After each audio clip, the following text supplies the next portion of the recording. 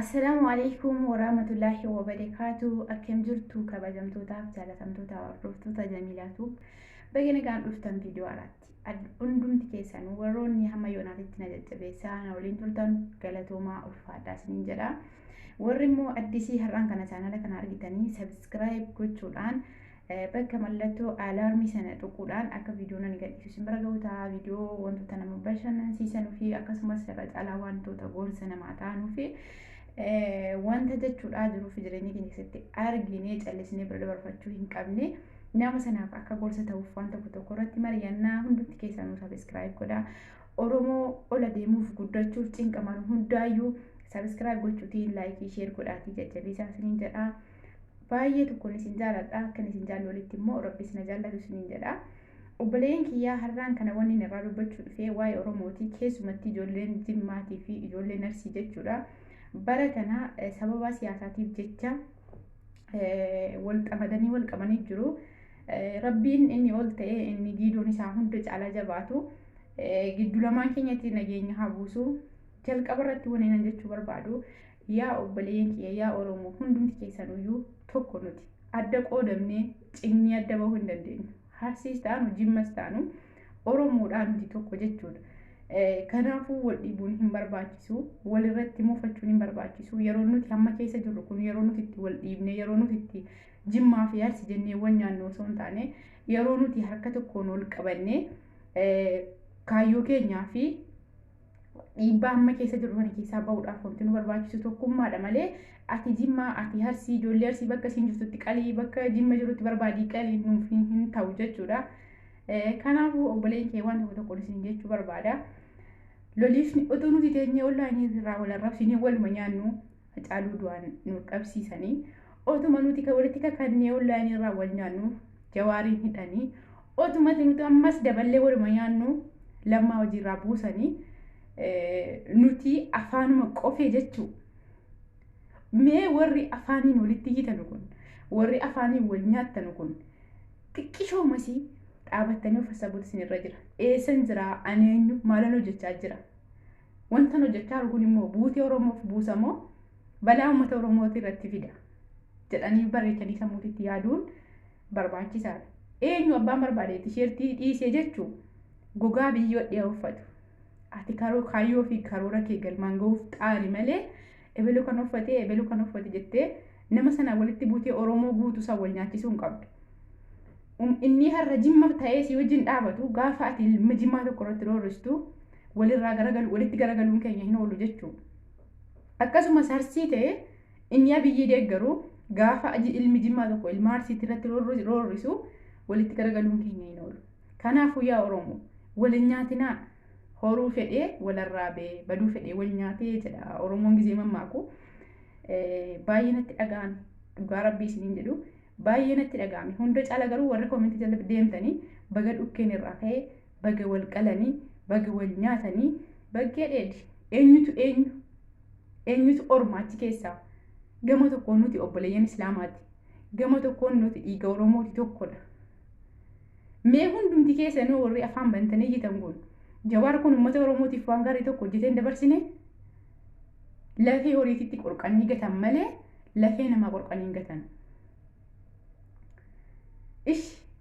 Haa ta'u Jawaar nu arrabsaa ture mini arrabni namatti sin dibatu namarraa sin mul'atu garuu Jawaariin bootaan hin nadha jiru kun isaan hin malu. Nu waluma nyaachuu, waluma xiqqeessuu, waluma irratti waan hin taane yaaduu malee nafxeenyaa miidhuu hin dandeenyu jechuudha. Zooree amma akka Oromoon amantaa wal dhabu, akka Oromoon gandaa wal dhabu kan gochaa jiru isinumadha. Jarris kan yaadanii asabanii nurratti gochuu jiranis kanuma. Kaayyoo fi karoorri jara nu wal dhabsiisu, amantaa wal qoodu, akka nuti wal nyaannee walii galuu dadhabnu, akka nuti yaada tokko walitti maddisiisuu dadhabnu kanadha jechuudha kaayyoo fi karoorri jara. Nuti immoo kaayyoo fi karoora jara galmaan ga'uufiitti jira. Of yaadadhaame. Abbaan fedhe tisheertii Abiyyi isaa uffatu. Abbaan fedhe gogaa biyyoo irraa baasee hodhee uffatu. Isa duukaan dhamayinaa rakkoon isaa olii meeqatu nutti jiraadha. Kan tisheertii qallaalii bara. Kan Abiyyi deeggaru qallaalii bara. Rakkoon isaa olii lafa baatii tokkoo fi torban caala Jawaar mana hidhaa keessatti dararamuuf jira. Eenyutu sitti hime inni gadi bayyaan akkanatti gaariin jira siin jedhee beekaa kan callumetti asuma irra teessee wal nyaattu.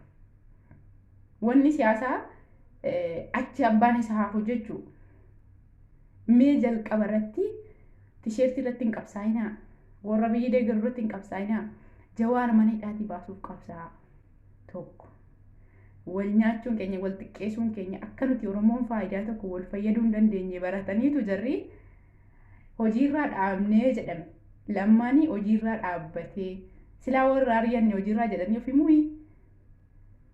Kanaafuu yaa Oromoo afaanii waliin dhabinaa. Jimmi sarsiinis tokkuma. Ijoolleen arsii qabbanaa akkanaan miti. Siyaasaan akkanaan miti kan inni galma ga'uu danda'u. Tasgabbaa akka namni inni sila sin jaallatu isin jibboof hin godhinaa. Akka namni sila inni isin wajjin dhaabbatuyyuu isin wajjin akka hin dhaabbanne hin godhinaa. Oromoon kutaa kamii tokko anarsii qofa jechaa hin jiru. Garuu yee baasee ta'e keessan. Maaliifi har'a nama tokko irratti balaan ka'e jedhamee nama tokko 13 wal waraane jechuudha. Kun eenyu irratti rakkoo fida? Oromoodhuma irratti rakkoo fida. Akka nuti tokko hin taane, akka nuti wal facaamu, akka nuti hundi keenya yaadni keenya bakka tokko maddee waan tokko gochuu hin dandeenye karoorri isaaniitu silaa kana jechuudha. Baraa wayyaaneen sirgasii akkanumatti nutti fayyadamuu turte.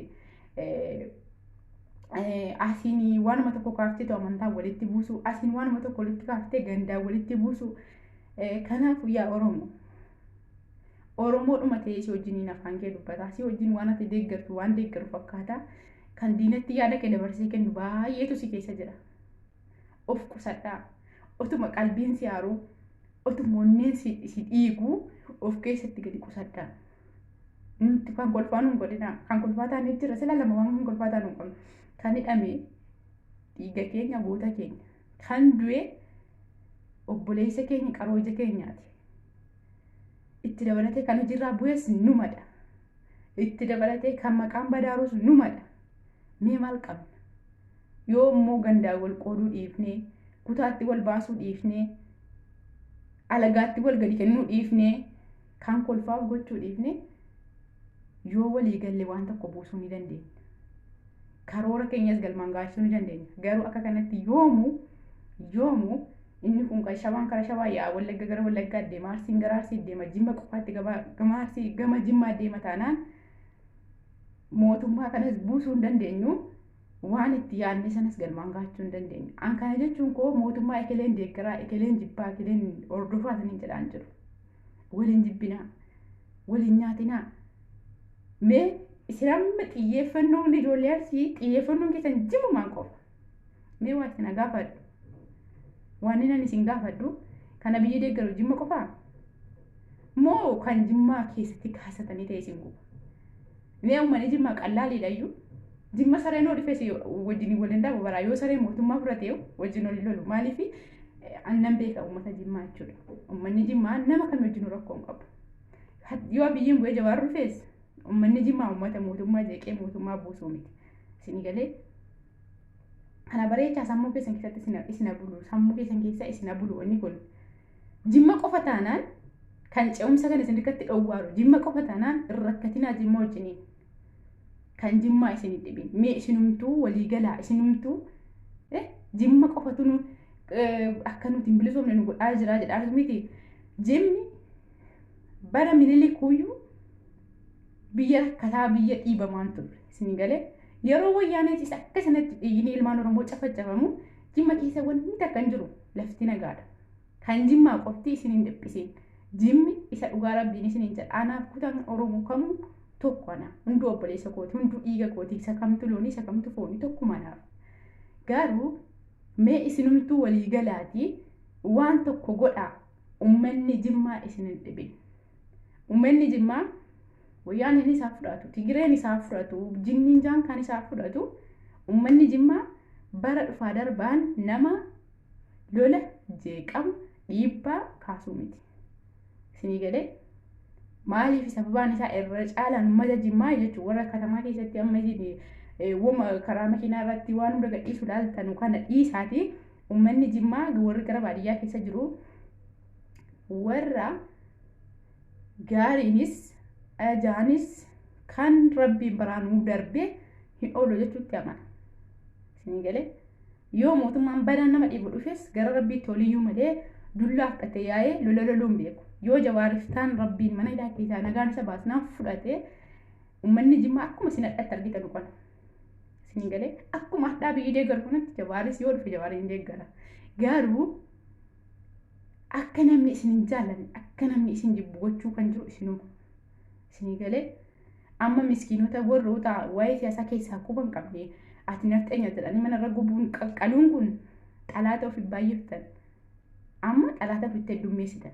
Isin galee akka xalaanni isinitti baay'atee akka xalaanni isinitti heddummaatee oduma kaardiin filannoo dhiyaate nama kileessa sababaa nama kanaatiin isin galee sababaa nama kanaatiin manni irra gubamaa ba'e manni ilmoon qalamaa baate isin filata namni. Akkasii miti. Siyaasa jechuun isa si arrabsees isa si jibbus afaan qofaan ta'ullee jaalalatti faarsu. Amma yoo Dr. Abiyyiin akka inni badii hojjetu nama hunda beekaa bara. Akka inni waan gaarii hojjechaa hin jirre Amaaraanis ni beeka, Tigraayinis ni beeka, Oromoon illee ni beeka. Kun girsii waan bakkee jirudha jechuudha. Lammaa Magarsaa kan achiin isa ga'e kan ofii dhiisee isaa dabarse hojiirra dhaabuun warra isa deeggarutti ifa jedheetii yaadaan. Isin galee garuu afaan qofaan jaalala faarsitti kan inni uummata kana miskiina gowwaa godhee afaan jaalala godheeti. Waan tokko bara nama addunyoota keenya irraa is waa barachuutu nurra jira. Zimmi jedhanii dhuma qofa ati nafxeenya jedhanii hamma uummata hiyyeessaa harka duwwaa harka qullaatti